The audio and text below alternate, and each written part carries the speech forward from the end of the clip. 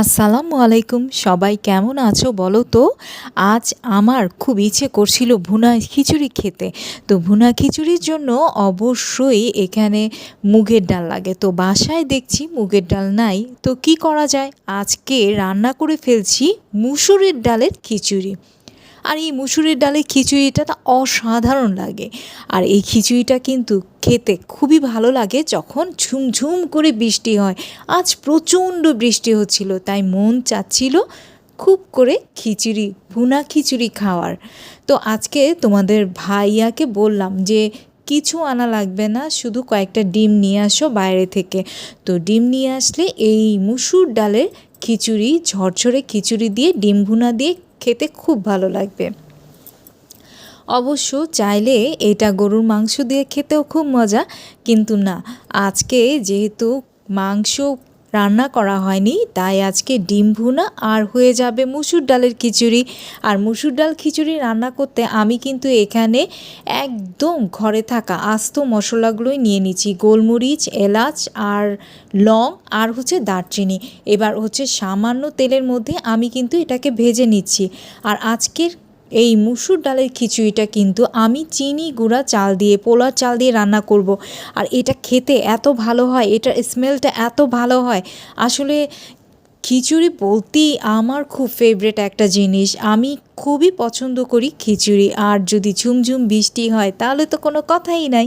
তো আমি কিন্তু এখানে পেঁয়াজ কুচি আর হচ্ছে এই মশলাটা কষিয়ে নিচ্ছি। আর হচ্ছে 2 চামচ পরিমাণ আমি এখানে আদা রসুনের পেস্ট দিয়ে নিলাম। এখন পেঁয়াজটা সামান্য ভাজা ভাজা হয়ে গেলে, অর্থাৎ এটার মধ্যে যখন নাকি পেঁয়াজটা সফট হবে তেলের উপরে, তখন আমি পানি এবং এখানে মশলা কষানোর জন্য মশলা দিয়ে নিচ্ছি। তবে খিচুড়ির মধ্যে কিন্তু বেশি খুব একটা মশলা দিতে হয় না। এখানে ঝাল এবং মরিচের গুঁড়াটা খুবই সামান্য পরিমাণ দিয়েছি। আমি এখানে 1 চা চামচ পরিমাণ মরিচের গুঁড়া দিয়েছি আর হচ্ছে হলুদের গুঁড়া দিয়েছি। এবার মশলাটাকে কষিয়ে নিচ্ছি। আমি এখানে 1 কেজি চাল পরিমাণ রান্না করে নিচ্ছি। আর আমার যেহেতু ফ্যামিলি মেম্বার 5 জন, তো এই 1 কেজি চাল দিয়েই যে খিচুড়িটা রান্না হবে খুবই মজা। তো যেটা হচ্ছে আমি কিন্তু খুব ভালো করে এই চালটাকে কষিয়ে নিচ্ছি। তোমাদের একটা ট্রিক্স শিখিয়ে দিই, এই চালটাকে যখন ভাজা ভাজা করবে, অবশ্যই এটা কিন্তু যখন হালকা হয়ে আসবে তখনই বুঝতে হবে চালটা ভাজা ভাজা হয়ে গেছে। যখন চালটা ভারী থাকবে, অর্থাৎ তোমার নাড়তে চাড়তে একটু কষ্ট হবে, তখন বুঝবা যে ভাজা হয়নি।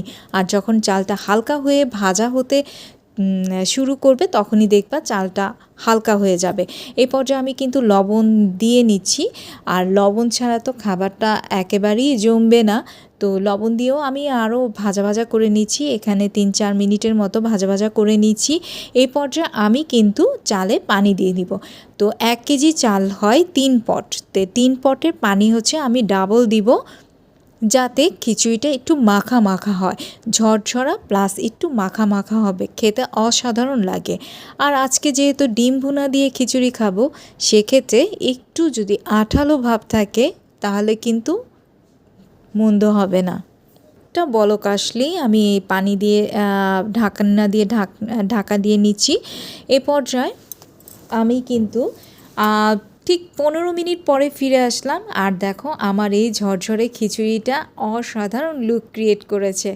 তো এটার যা পরিমাণ স্মেল হয়েছে বা স্মেল বের হয়েছে তা আসলে বলে বোঝাতে পারবো না। এটা কিন্তু খেতে অসাধারণ লাগবে।